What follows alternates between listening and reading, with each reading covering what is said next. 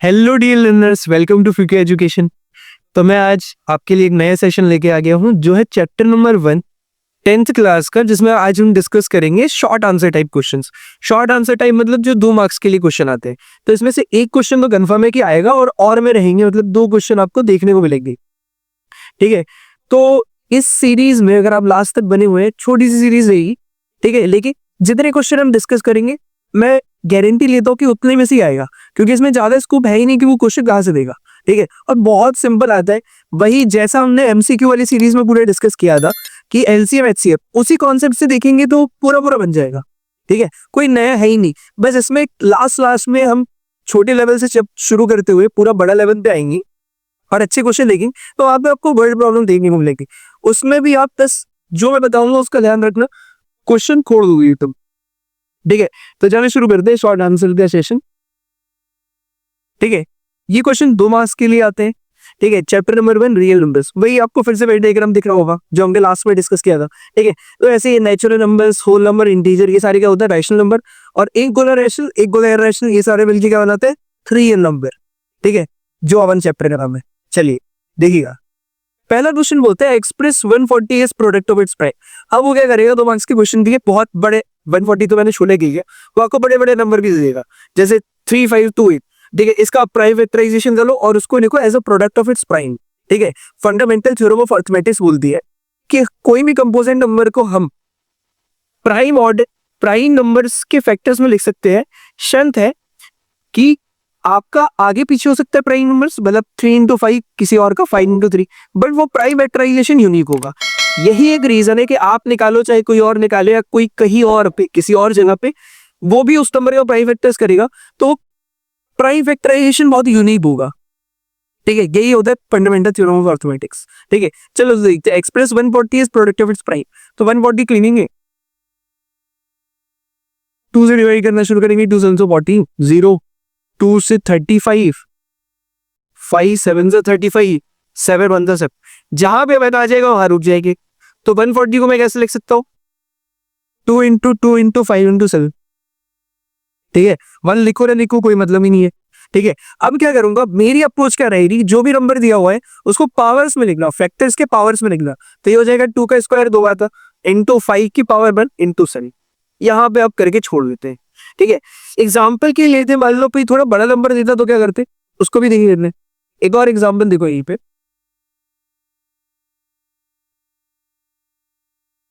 एक और एग्जाम्पल देखो यहीं आप। ठीक है,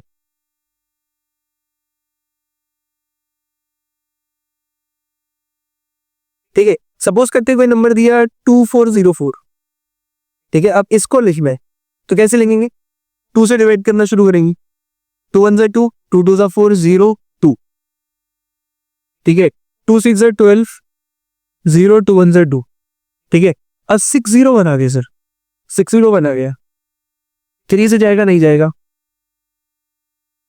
5 से जाएगा नहीं जाएगा, 7 से जाएगा,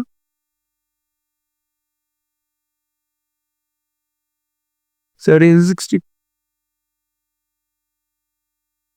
6 7 से भी नहीं जाएगा। ठीक है, 6 0 1 एक प्राइम नंबर है। ठीक है, तो ये वन सा भी जाएगा, तो इतना रोक के लिख दो 2404 इज इक्वल्स टू 601 1 सब। ठीक है, तो ये हो जाएगा 2 का स्क्वायर इंटू 601 की पावर में। ठीक है, तो बड़ा नंबर दे चाहे छोटा नंबर दे, वो आपको नंबर चेंज कर सकता है, क्वेश्चन ऐसे ही रहेगा। ठीक है, तो ये बेसिक क्वेश्चन से शुरू किया है। चलिए आइए लिखते हैं नेक्स्ट क्वेश्चन।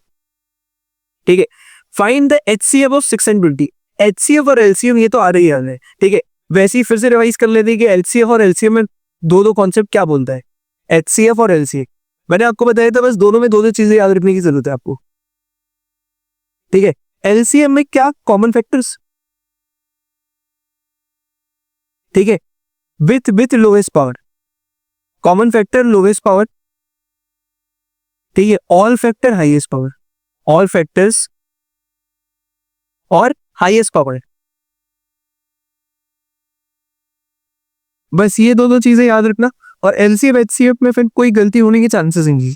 ठीक है, तो क्या करेंगे, 6 का करेंगे प्राइम फैक्टराइजेशन कर लो, 2 3 6, 3 1 3। तो क्या मैं 6 को लिख सकता हूँ 2 की पावर 1 इंटू 3 की पावर 1? Yes sir. ठीक है, अलग है 20 है, 20 को भी प्राइवेटाइजेशन कर लेते। 2 10s are 20, 2 5s are 10 and 5 1s are 5। ठीक है, तो 20 को मैं कैसे लिख सकता हूँ, 2 का स्क्वायर 8 to 5 की पावर 1। ठीक है, अब जब मेरे से पूछा एचसीएफ निकालना है तो common factor lowest power, HCF of 6/20 which is equal to common factors, common क्या क्या है, सिर्फ 2 है यहाँ पे। ठीक है, लोएस्ट पावर 2 की पावर 1, तो आंसर आ गया हमारा 6 और 20 का 2। ठीक है, तो 6 और 20 का एचसीएफ क्या होता है 2। ठीक है, चलिए आगे बढ़ते हैं, moving to the next question. Next question क्या बोलता है, अभी यहाँ से थोड़ा सा अच्छे question. Find the LCM and HCF of following pair of integers and verify the relationship between them.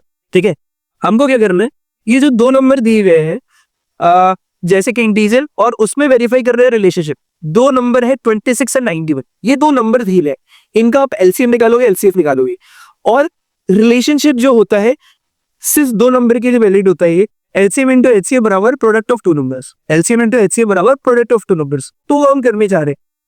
तो नंबर्स दिए हुए अकॉर्डिंग टू क्वेश्चन, अगर अकॉर्डिंग टू क्वेश्चन नंबर्स की क्या क्या है, नंबर्स आपके पास है 26 8 टाइटल है। ठीक है, तो चलो पहले तो इसका एलसीएम और एचसीएफ निकाला जाए, करते प्राइम फैक्टराइजेशन 26 और 90 का। 26 का 2 13 बनता 30 खत्म। 91 का करीबी तो क्या आएगा,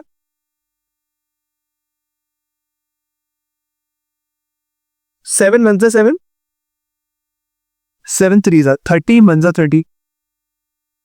ठीक है, तो 26 को लिख सकते हैं 2 की पावर में इंटू 30 की पावर में। 91 को लिख सकता हूं 7 की पावर 1 इंटू 13 की पावर 1। ठीक है, अब इसका एचसीएफ और एलसीएफ, एचसीएफ निकालना है 26, 91 का, और हमको एलसीएम निकालना है 26, 90 का। ठीक है, 26 को राइट ही कर दिया। अब भाई एलसीएम निकालते समय ऑल फैक्टर्स, तो 2 into 7 into 30 power highest, power क्या हाईएस्ट, और एचसीएम निकालते समय कॉमन फैक्टर तो एक ही दिख रहा है 30, कॉमन फैक्टर तो एक ही दिख रहा है। एलसीएम निकालते समय लोएस्ट पावर, एलसीएम निकालते समय हाईएस्ट पावर तो 1 1 1 ही है, और लोएस्ट पावर भी 1 है। 13 की power 1 which is equal to 30 आ जाएगा इसका एचसीएफ। एलसीएम आएगा 40 इंटू 30, तो 13 इंटू 40। ठीक है, कंसेक्यूटिव नंबर का मल्टीप्लीकेशन, छोटे का स्क्वायर प्लस छोटा। ठीक है, तो 13 का स्क्वायर 169 प्लस 13 और, तो ये कितना हो जाएगा, ये हो जाएगा आपका 12 बन गया कैरी 7 8 182 182 182। ठीक है, 182 आ गया। अब क्या बोल रहा है कि एलसीएम एचसीएफ तो पार्ट 1 हो गया, यहां तक 1 मार्क्स हट जाएगा आपको। सेकेंड ये डरा रहा है, वो वेरीफाई करवा रहा है कि आप एलसीएम इंटू एचसीएफ बराबर प्रोडक्ट ऑफ टू नंबर्स बताओ। तो एलसीएम 182 एचसीएफ 30, ये हमको याद है। ठीक है, तो देखा अब एचसीएफ इंटू एलसीएम, ये मैं वेरीफाई करने जा रहा हूं यहाँ पे। ठीक है, एलसीएम इंटू एचसीएफ बराबर product of two numbers, product of two numbers. ठीक है, तो एलएचएस पहले सॉल्व करते हैं। एलएचएस क्या था, HCF of 26, 90 into LCM of 26, 91। ठीक है, ये कितना हो जाएगा, अभी हमने निकाला था एक्स का आया था पिछले, एचसीएफ आया था 30, एलसीएम आया था 182। एचसीएफ आया था 30, एलसीएम आया था 182। इसका प्रोडक्ट जो भी आएगा वो बराबर होना चाहिए आरएचएस, तब ये वेरीफाई हो जाएगा।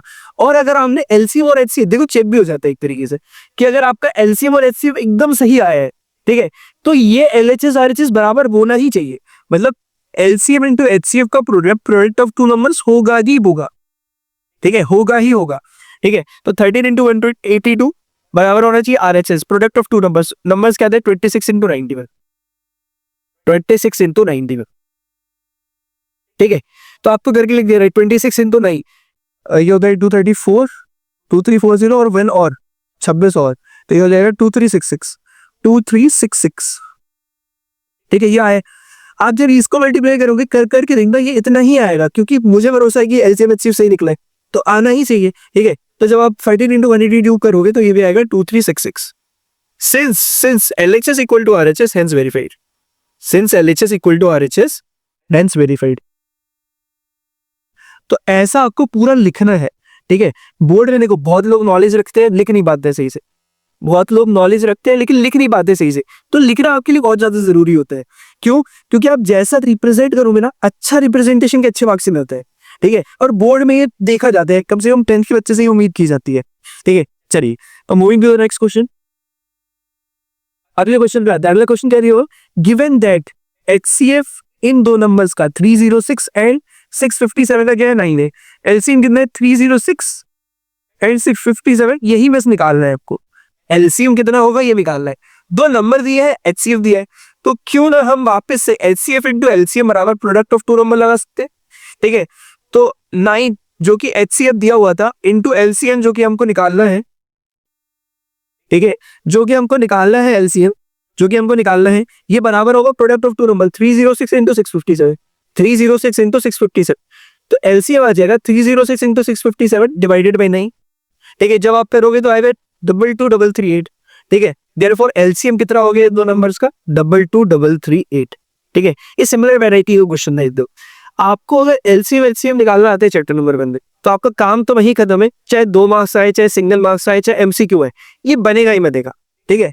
तो ये दो तीन कॉन्सेप्ट है, इसको आप इतनी प्रैक्टिस कर लो, इतनी प्रैक्टिस कर लो कि बने ही बने, ठीक है। चलो तो moving to the next question. अगला क्वेश्चन देखते हैं हम लोग। अगले क्वेश्चन में क्या बोल रहे थे, HCF of smallest prime number, smallest prime number at smallest composite number क्या होगा।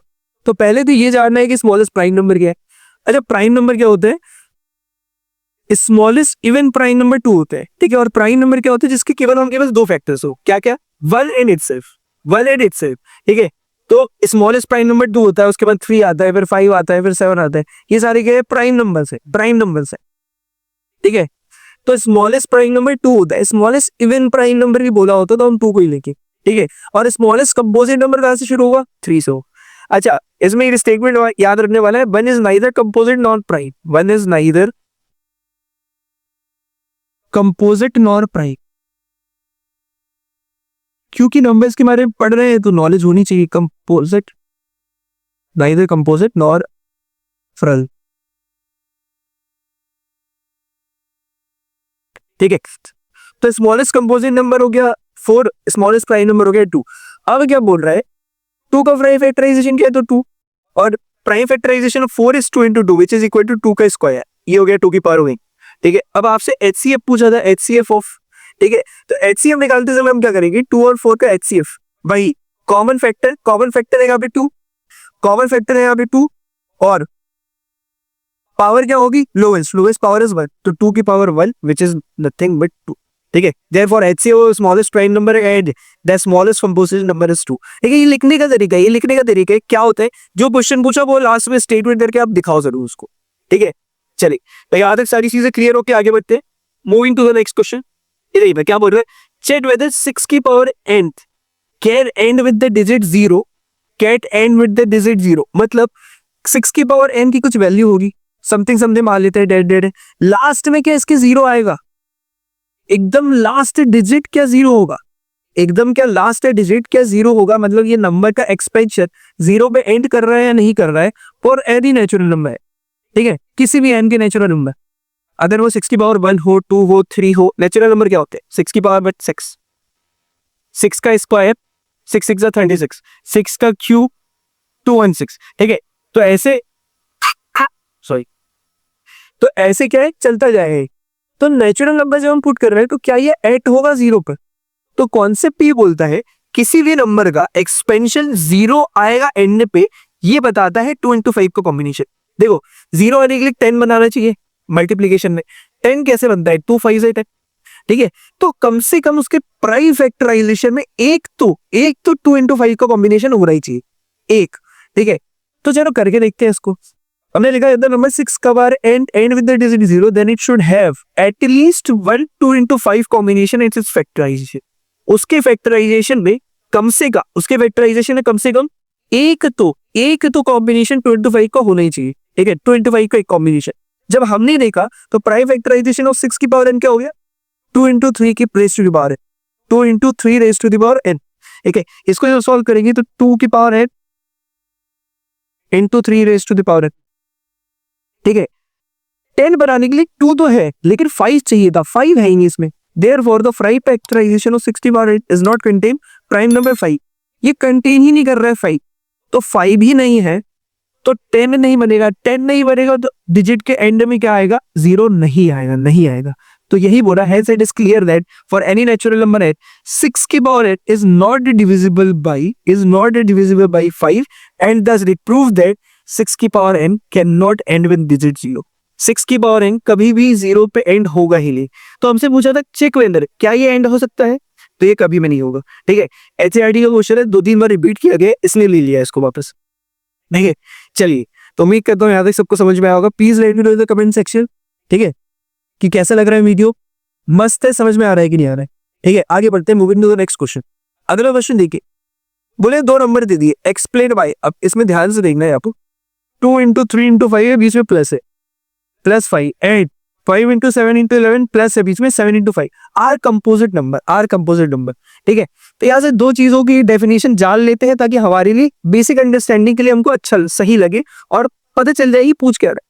ठीक है, देखो प्राइम नंबर क्या होते हैं जिनके केवल 2 फैक्टर हो। प्राइम नंबर्स क्या होते हैं जिनके केवल और केवल 2 फैक्टर हो, 1 एंड इटसेल्फ। अब 1 एंड इटसेल्फ को छोड़ के एक भी और फैक्टर आ गया, वो क्या हो जाएगा? कंपोजिट हो जाएगा। वो क्या हो जाएगा? कंपोजिट नंबर हो जाएगा। मतलब 1 रहना चाहिए, वो खुद रहना चाहिए, इसके अलावा कोई भी एक और फैक्टर आ गया तो आंसर आ जाए, मतलब वो कंपोजिट नंबर बन जाएगा। तो बोलते हैं मोर देन 2 फैक्टर। 1 और इटसेल्फ को छोड़ के एक और कोई सब 1 आया, वो खुद मान लो 4 है तो इसका 1 है, 2 है और क्या है? 4। 1 और 4 तो खुद है, 2 भी है। ठीक है, ये 2 भी वेक्टर है, तो 2 से ज्यादा आ गया मतलब 4 कैसा है? एक कंपोजिट नंबर है। और 4 से कंपोजिट ही है, अभी पिछली स्लाइड में बताया 4 से कंपोजिट नहीं है, स्मॉलेस्ट कंपोजिट नंबर। ठीक है, तो composite number more than 2 factor, more than 2 factors है, मोर देन 2 फैक्टर्स। ठीक है, मोर देन 2 फैक्टर्स। तो बोलता है कि we have this and this, we can write this number as this. ठीक है, तो अब हमने क्या किया, दोनों में से 5 टेकिंग कॉमन, बचा क्या? 2 इंटू 3 प्लस 1। ठीक है, इसको जब सॉल्व किया तो 3 2 6 प्लस 1 7, तो 1 इंटू 5 इंटू 7 इसके फैक्टर्स आते हैं, 5 इंटू 7 इंटू 11। इन दोनों में से देखा तो 7 इंटू 5 को कॉमन लिया, 11 प्लस 1 12, तो 5 इंटू 7 इंटू 12। इसको जब सॉल्व किया तो 1 इंटू 5 इंटू 7 इंटू 12। ठीक है, तो इन दोनों में हमने जब देखा तो हमको बहुत फैक्टर्स दिख रहे हैं, बहुत सारे फैक्टर्स दिख रहे हैं। On subtraction we find both numbers हैं मोर देन 2 फैक्टर्स। 2 फैक्टर्स से ज्यादा है ना, 7 है, 5 है, 12 है। ये जो भी नंबर आ रहा हो मल्टीप्लाई के बाद जो भी नंबर बना, ठीक है, यहाँ पे आ गया 7 से 35। ठीक है, 35 इंटू 12 करोगे 350 प्लस 70 हो। ठीक है, तो 7 5 12 ये कैरी 420, 420 आ रहा है। ठीक है, ये 420 और ये कितना आ रहा है? 35। इसको भी लिखने की जरूरत नहीं है आपको, वो बोलना चाह रहा है कि जब इनके फैक्टर्स होंगे तो क्या 1 और इटसेल्फ, मतलब 1 और 35 के अलावा इसके फैक्टर्स है सर 5 है 7, इसके फैक्टर्स है सर 5 है 7 है, तो मोर देन 2 फैक्टर्स तो हो गए सर इसके, 420 के भी 35 के भी, तो इनके मोर देन 2 फैक्टर्स है। तो ऐसे ही नंबर देगा। अब यहाँ पे 5 7 11 है, वो आपको कुछ और दे देगा, बस ध्यान रखना है कि बीच में प्लस वगैरह देगा, तो प्लस वगैरह करके सिंप्लीफाई कर देगा, फिर बता देगा कि on simplify we find that both number है मोर देन 2 फैक्टर्स, और जैसे ही 2 फैक्टर से ज्यादा आ गए so these are composite number. तो आपको वही बोला था ये कंपोजिट तो है, क्यों है ये बताओ? तो क्यों? क्योंकि इनके 2 से ज्यादा फैक्टर है। और ये कौन बताता है? ये सर आपको डेफिनेशन नहीं बताती है। ये सर कौन बताता है? ये सर आपको डेफिनेशन खुद बताती है। ठीक है, उम्मीद करता हूँ ये क्वेश्चन क्लियर होगा। आगे बढ़ते हैं। ठीक है, अगला ये 2 वर्ड प्रॉब्लम डिस्कस करेंगे हुआ। ठीक है, और ये 2 वर्ड प्रॉब्लम आपकी एनसीईआरटी से मिलते जुलते नहीं। ठीक है, ये तो एज इट इज मिलेगा। ठीक है, अब इससे ही कॉन्सेप्ट से मिलते जुलते हो सकता है कुछ चेंज करे। बहुत हार्ड प्रोबेबिलिटी है कि पीपीटी से बाहर से एक भी क्वेश्चन आएगा भी। ठीक है, क्योंकि वो वर्ड प्रॉब्लम छू नहीं रहे। ठीक है, लेकिन इसको रखने का मकसद यही नहीं कि आपकी प्रैक्टिस होनी चाहिए पूरी पूरी। ठीक है, तो आप जब पढ़ोगे तो देखोगे कॉन्सेप्ट क्लैरिटी होना चाहिए। अगर कल को आ गया, कल को कुछ भी छोटा भी पैटर्न चेंज होता है और आया, तो ऐसे क्वेश्चन बनेंगे और आपसे बनेंगे। ठीक है, ऐसे क्वेश्चन पेपर में बनने चाहिए और आपसे ही बनेंगे। ठीक है, तो देखिए क्या बोलता है क्वेश्चन शब्दी में, देयर इज सर्कुलर बात, एक से कोई सर्कुलर बात है। ठीक है, आप आप किसी स्टेडियम में गए होगे, रिले रेस वगैरह होती है, ठीक है। There is a circular path around a sports field, एक स्पोर्ट्स फील्ड के अराउंड में सर्कुलर पाथ है, ये रहा पाथ, ठीक है। सोनिया टेक्स, कोई एक लड़की भाग रही है, Sonia takes 18 minute to drive 1 round of the field, एक राउंड करने में सोनिया को लगता है 18 मिनट्स।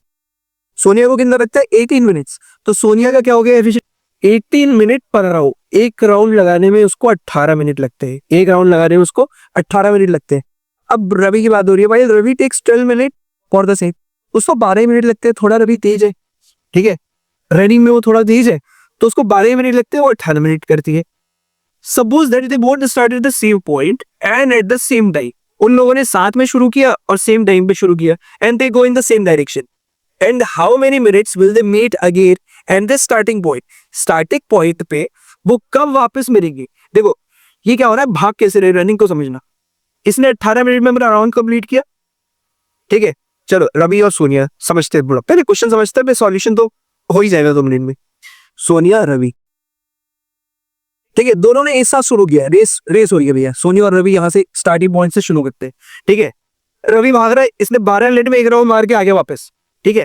ये थोड़ा सोनिया पीछे रही होगी, ठीक है, इसने 12 मिनट यहाँ पे राउंड कंप्लीट किया, सोनिया पीछे रही, इसको 18 मिनट लगेंगे। लेकिन जब ये भाग रही होगी 12 मिनट के बाद यहाँ पे 18, ये और आगे बढ़ चुका होगा, ठीक है। तो ये 12 मिनट अभी इसको स्टार्टिंग पॉइंट पे 18 पे, ये तब तक आगे भाग चुका है, ये दूसरा राउंड कंप्लीट करेगा 24 पे, ठीक है। अब ये 18 के बाद फिर ये वापस स्टार्टिंग पॉइंट में कब आएगी, 36 पे, ठीक है। अब इसने 2 राउंड तो कंप्लीट कर चुके हैं, ये भाग के वापस 36 पे ये तीसरी बार में आ जाएगा। मतलब इसने कितने राउंड लगाए, 3 राउंड लगाए, इसने कितने राउंड लगाए, 2 राउंड लगाए, ठीक है। तो ये 36वें मिनट पे दोनों में देख, ये तो हो गया बेसिक, हमको समझ में आया, क्वेश्चन पढ़ के हमने अपना दिमाग लगा के आंसर निकाल दिया। लेकिन फिर हम मैथ्स के पढ़ रहे हैं, ठीक है। तो इसी चीज को आसान बनाने के लिए चैप्टर है एलसीएम एचसीएफ। अब क्या होगा, कल को हो सकता है बड़े बड़े नंबर होते हैं, उसको बहुत ज्यादा टाइम लग रहा होगा, तो जब भी मीटिंग की बात की जाएगी, रेसेस वाले क्वेश्चन आएंगे, जितने रेसेस वाले, ठीक है, मान लो 3 लोग चल रहे हैं, इतने इतने कदम लेते हैं पार्क को कंप्लीट करने में, वो इतने इतने कदम लेते हैं पार्क को कंप्लीट करने में, ठीक है। तो पूछेगा आपसे कब वो वापस आके मिलेंगे बाय में, तो एलसीएम लेके, ठीक है। रेसिंग की जब भी बात होगी, वापस मीटिंग की बात होगी, एलसीएम लेके, क्योंकि हमने क्या देखा, दोनों की टेबल आप पढ़ रहे थे और जब पहली बार मिल जाए वही उनका बीटिंग पॉइंट था। तो इसमें क्या हो रहा है, लोएस्ट, कॉमन और मल्टीपल, तीनों चीजों को लिया था हमने यहाँ पे, ठीक है। तो जब भी मीटिंग वापस मिलने की बात हो रही है, जितने रेसिंग होती है, जितने क्वेश्चन में रेसिंग वगैरह से रिलेटेड हो जाए, आप आंख बंद करके उसमें एलसीएम ले रहे हैं। सर एलसीएम ले रहा है लेकिन किसका, पूरे के पूरे वर्ड प्रॉब्लम में आपको 2 ही नंबर दिख रहे होंगे, पूरे के पूरे वर्ड प्रॉब्लम में आपको 2 ही नंबर दिख रहे होंगे, एक 18 दिख रहा है, एक 12 दिख रहा है। बस इन दोनों का एलसीएम का आंसर ही, इन 2 नंबर के एलसीएम का आंसर ही आपका आंसर होगा, ठीक है। तो हमको क्या करना है, they will meet again at the starting point, they will meet again at the starting point, again at the starting point. कब मिलेंगे ये बताएगा एलसीएम किसका, दोनों का, 18, 12 का।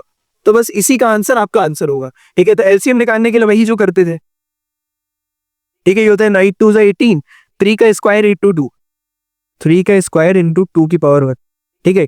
12 को कैसे लिखोगे आप, 12 हो जाएगा 6 2 12, 3 2 6, 2 का स्क्वायर इंटू 3 की पावर 1,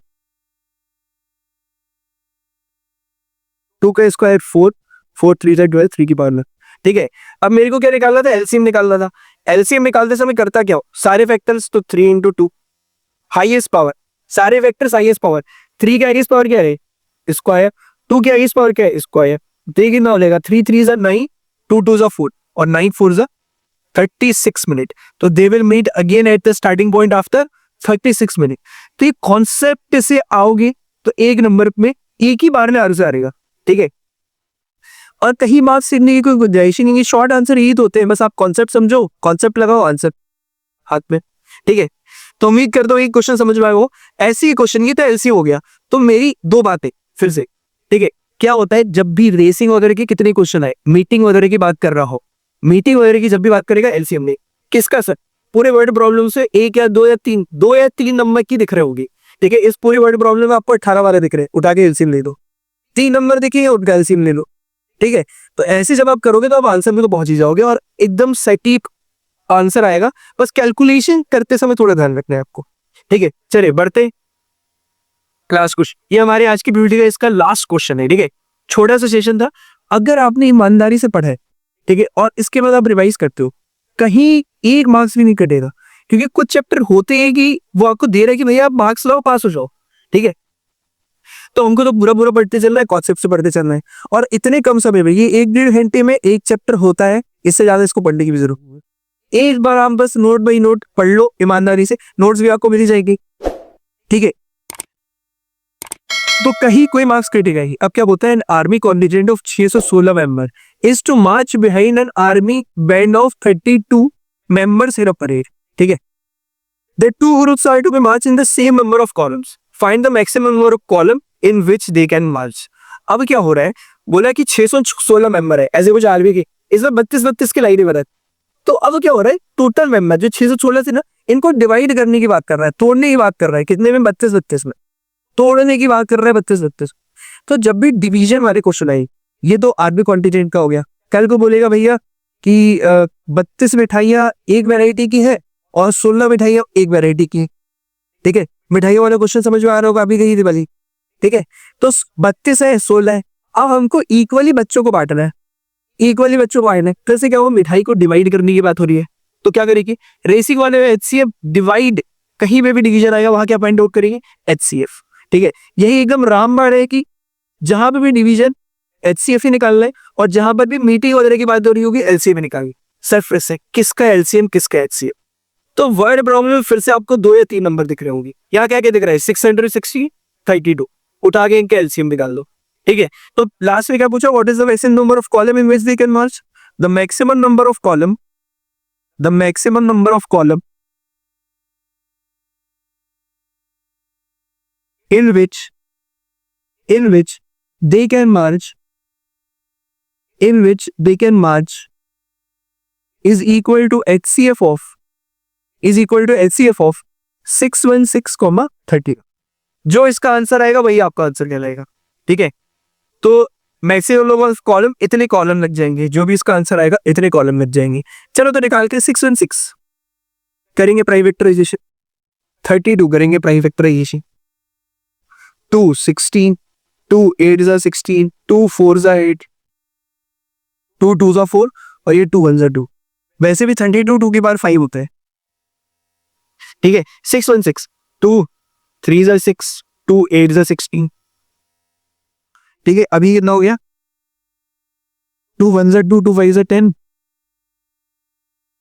2 4 8, 2 7 14, 2 7 40,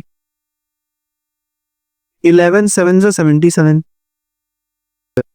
तो 616, 2 3 6, 0 8, 2 1 2, 2 5 10, 2 4 8, 2 7 14, 2 7 40, 11 7 77, 7 1 7 खत्म हो गए, आ रहा है।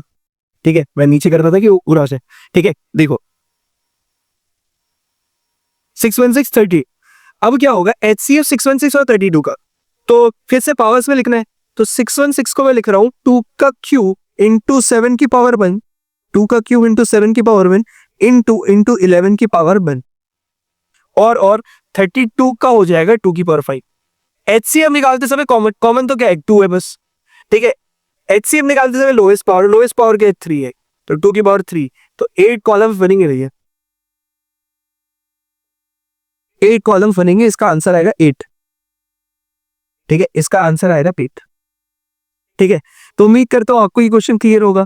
ठीक है, अगर आपको ये लेक्चर पसंद आया तो जरूर बताएं कमेंट सेक्शन में।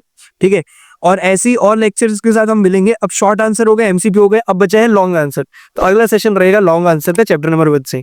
ठीक है, ऐसी और इंटरेस्टिंग वीडियोस के लिए don't forget to like and subscribe Fuke education.